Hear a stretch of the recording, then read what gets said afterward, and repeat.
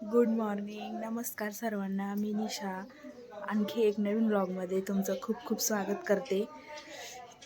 तुम्हाला आजचा दिवस मस्त मजेत आनंदात तुमच्या मनासारखा जावं अशी मी देवाकडे प्रार्थना करते. तर आता वाजले आहे सकाळचे 8. हे गावाकडचं वातावरण इतकं छान वाटतंय. तर झोपेतून उठलो आहे. तर चला तुम्हाला मी मध्ये दाखवते काय काय आहे ते. आहो पण अजून उठले नाही आहे, अजून झोपलेलेच आहे.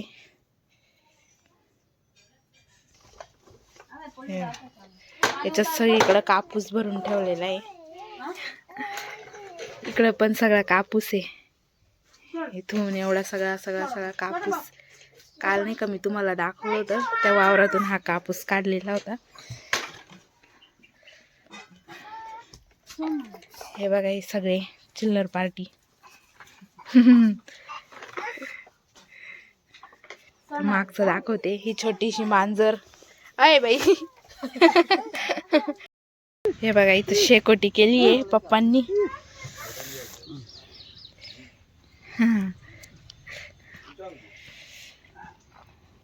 थंडीत मस्त शेकोटीचा आनंद घेत आहे.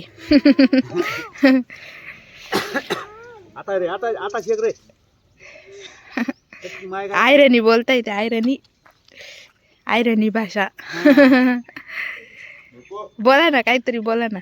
काही येत नाही बहीण, आम्ही मराठी काही येतच नाही, काय सांगू.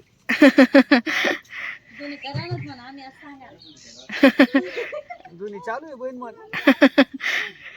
ते म्हणताय का शेकोटी धुनी म्हणजे शेकोटी चालू आहे असं म्हणताय. ते जे आयरणी असेल त्यांना माहित असेल आयरणी भाषा. ताईंनी मला चहा आणून दिलाय, गरम गरम चहा पिते मी. ते बघा, आता मी चहा पिऊन घेते, आवरून सावरून घेते, मग तुम्हाला भेटते. हा बैलगाडा आहे. हे बघा, आपल्या इकडं तर काही बघायला भेटत नाही ना बैलगाडा. हे बघा, हे आता ही साफसफाई करताय दादा. साफसफाई चालू इथली. हे दादा साफसफाई करून राहिली सगळी.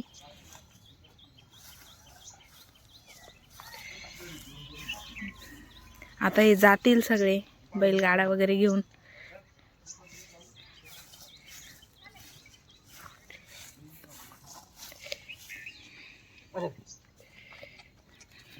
बघा,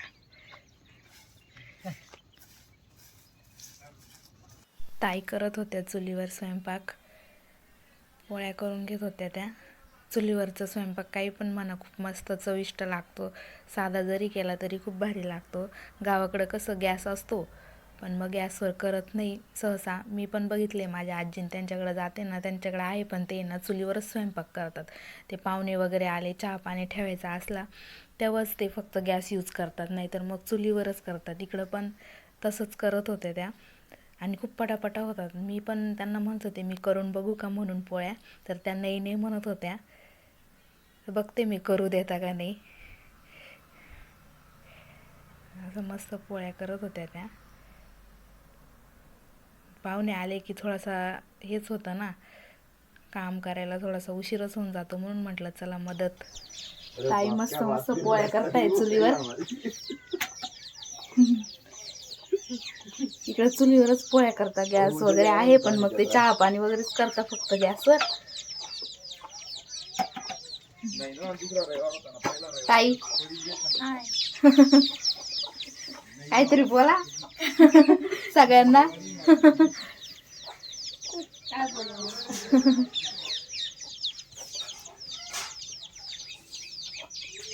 त्यांना खूप आग्रह केला मी, त्या करूच देत नव्हत्या पोळ्या. मग म्हटलं प्लीज करू द्या मला, एखाद दोन तरी करू द्या, बघू द्या ना मला येतं का नाही. तर मग त्या म्हणे ठीक आहे चला करा. मग मी बसले होते पोळ्या करायला.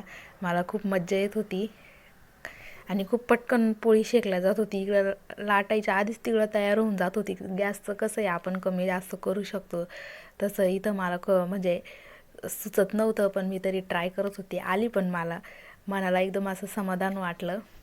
पहिले पण केलेलं आहे मी, माझ्या आजीकडे राहायचे तेव्हा केलेलं आहे, पण मग आता इकडं लग्न झाल्यामुळं सवय थोडीशी आता तुटली आहे. पण येतात मला चुलीवर स्वयंपाक, येतो मला पण. आम्ही नाश्ता वगैरे केला आणि चाललो होतो दोंडाईच्याला. जाता जाता हे बघा, ही मध्ये तापी नदी आहे. ही किती मोठी तापी नदी आणि हे खाली सगळे लोक मासे वगैरे पकडत आहे आणि या साईडला डॅम पण आहे. या इकडच्या साईडला डॅम आहे आणि ही एवढी मोठी तापी नदी आहे. भाजी तोडायला आता आम्ही चाललोय भाजी तोडण्यासाठी, हरभऱ्याची भाजी. तुम्हाला केळीची बागही दाखवते, तर तुम्ही व्हिडिओ कंटिन्यू बघा. चला तुम्हाला दाखवते मी. आम्ही चाललो होतो शेतामध्ये, लांब होतं शेत, तर पायी पायी चाललो होतो आम्ही.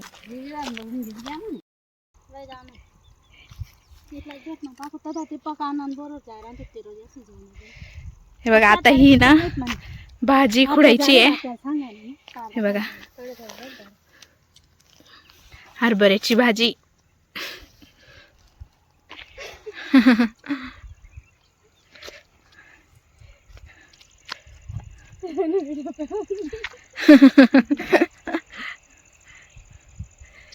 हे बघा अशी खुडता.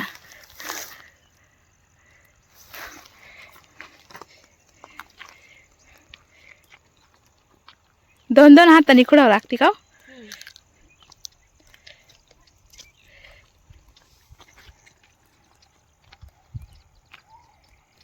भरपूर असं लांब शेत आहे. खूप दम लागला होता येता येता. रस्त्यामध्ये बोराचं झाड पण होतं, ऊसाचं शेत पण होतं, केळाची बाग पण होती. भरपूर ठिकाणी जायचं होतं आणि उशीर पण होत होता. तरी 5:30 वाजले होते आम्हाला. आम्ही शेतात पोचलो होतो आणि 6 वाजेपर्यंत घरी जायचं होतं. अर्ध्या तासात भरपूर असं काम करायचं होतं. तर या बघा पटापट पटापट भाजी खुडत आहे. यांना भरपूर सवय असते, रोज रोज ते येतात ना शेतामध्ये. घरचं स्वयंपाक पाणी झालं की शेतामध्ये येतात, दिवसभर शेतामध्येच राहतात आणि रात्री पण कधी कधी राहतात ते शेतामध्ये. तिकडं छोटंसं घर पण बांधलेलं आहे त्यांनी. पण सध्या इकडे ना बिबट्या शिरलेला आहे असं सांगतात आत्या. त्याच्यामुळे ते लवकर, मग आत्या म्हणत होत्या पटापट आवरा पोरींनो. मी पण खुडत होते, मला काही जमत नव्हतं, मी कधीच शेतामध्ये काम केलेलं नाही आहे. तर मी त्यांचं बघून बघून करत होते. त्या दोन दोन हाताने तोडत होत्या. आत्या तिकडून बोलत होत्या का चला पटकन आवरा, अंधार पडतोय. तर ते पप्पा पण सांगत होते का बिबट्या येतो म्हणून, लवकर या म्हणून. आणि वावर पण भरपूर लांब होतं. तर मग चालू होतं आमच्या गप्पा गोष्टी आणि शेत लांब पण भरपूर आहे. ते बोलले, पप्पा म्हणत होते की बिबट्याचे असे पाय वगैरे छापलेले असतात मी शेतात जातो तेव्हा. आणि एकदम छोटंसं गाव आहे हे, जास्त मोठं नाही आहे. दादा पण म्हणत होते म्हणे जास्तीत जास्त 3-1 हजार लोक असतील म्हणे. त्याच्यामधून पण काही बाहेरगावी गेलेले असतात काम करण्यासाठी. तर बघा मी, माझ्या हातात एवढीशीच भाजी आहे. त्यांचं चाललं होतं पटापट पटापट भाजीने. मला ही सगळी भाजी नाशिकला घेऊन जायची होती. आम्ही काय करू मग, ती सुकवून मग डब्यामध्ये भरून जेव्हा लागेल तेव्हा करून खाऊ आम्ही. तरी बघा ताई किती फटाफट पटापट फास्ट फास्ट तोडू राहिल्या भाजी. मी सगळ्या गोष्टीचा अनुभव घेतला, मला खूप मस्त वाटत होतं. तर बघा एवढी सगळी भाजी मी नाशिकला घेऊन जाणार आहे आता. जर तुम्हाला आजचा व्लॉग आवडला असेल तर सबस्क्राईब, लाईक, कमेंट करा आणि सांगा कसा वाटला तुम्हाला आजचा व्लॉग. तर आम्ही आता जातो घरी, अजून स्वयंपाक पण करायचा होता. चलो बाय बाय, काळजी घ्या, सबस्क्राईब